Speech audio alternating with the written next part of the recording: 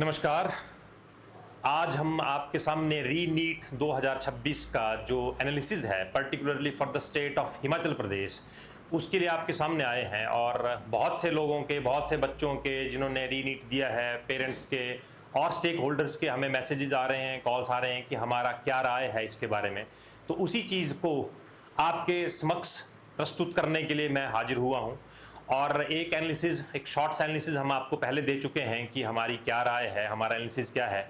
आज वो detailed analysis हम आपके सामने लाए हैं कि in the state of Himachal Pradesh क्या कट ऑफ रह सकती है, कौन सा स्कोर किस कैटेगरी के लिए सेफ माना जा रहा है, माना जा सकता है। री नीट और उससे पहले जो नीट हुआ था, जो कैंसिल हो चुका है, उसमें और इसमें क्या डिफरेंस है, उसका डिफिकल्टी लेवल कितना था और इसका डिफिकल्टी लेवल क्या है, ये सब हम आपके सामने बात करेंगे। तो जैसा आप मेरे पीठ पीछे देख पा रहे होंगे, हम इन बिंदुओं पे आपसे आज बात करने वाले हैं कि एक्सपेक्टेड कट ऑफ हिमाचल प्रदेश के लिए क्या रह सकता है, ईयर वाइज ट्रेंड एनालिसिस पिछले 3 साल का ईयर वाइज एनालिसिस क्या है, और सेफ स्कोर जो इस वक्त हिमाचल के गवर्नमेंट मेडिकल कॉलेजेस के लिए चाहिए वो क्या हो सकता है, और डिफिकल्टी लेवल क्या था।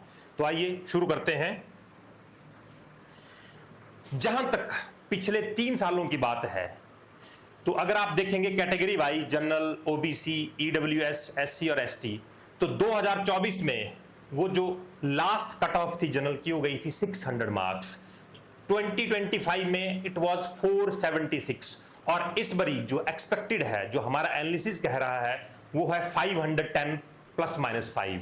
वैसे ही ओबीसी में 2024 में 602 और 2025 में 502, तो इस दफा ये एक्सपेक्टेड है कि it could be 515 plus minus 5।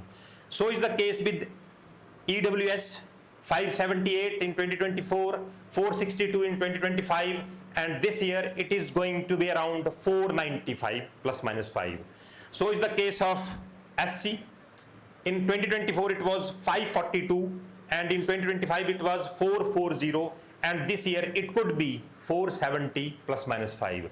And in case of ST, in the state of Himachal Pradesh 2024 में ये 565 मार्क्स था, 2025 में 435 मार्क्स था, और इस बारी 2026 में ये एक्सपेक्टेड है कि 465 के अराउंड ये हो सकता है।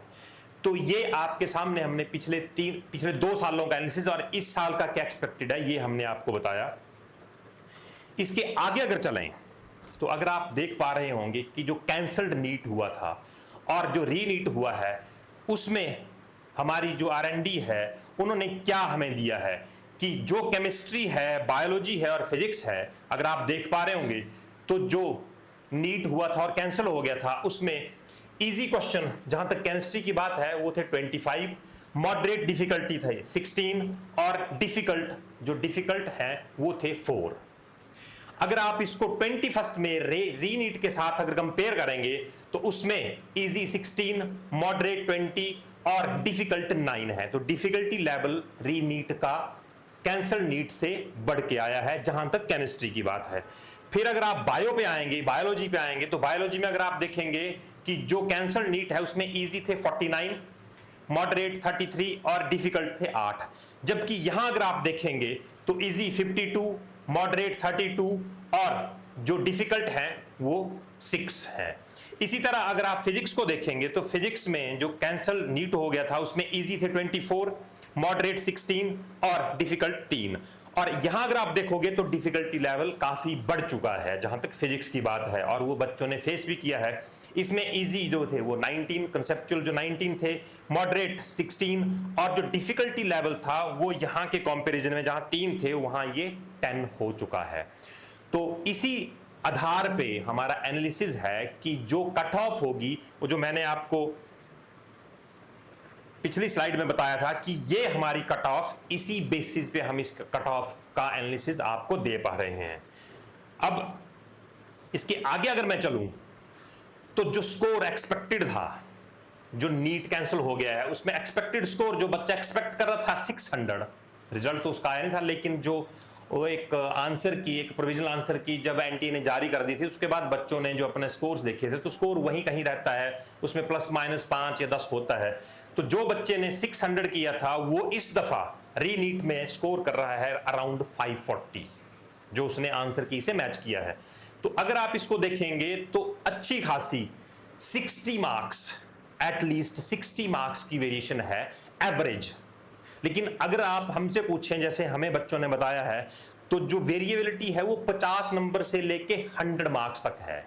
मतलब जितने उनके जो कैंसल्ड नीट है, जितने उसमें मार्क्स आ रहे थे, उससे कम हुए हैं बच्चों के मार्क्स 50 मार्क्स से लेके 100 मार्क्स तक।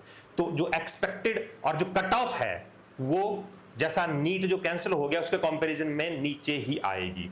तो इसका मतलब कि डिफिकल्टी लेवल इंक्रीज हुआ है, और डिफिकल्टी लेवल जब इंक्रीज होगा तो मेरिट डाउन आएगी ही आएगी। अब अगर आगे चलें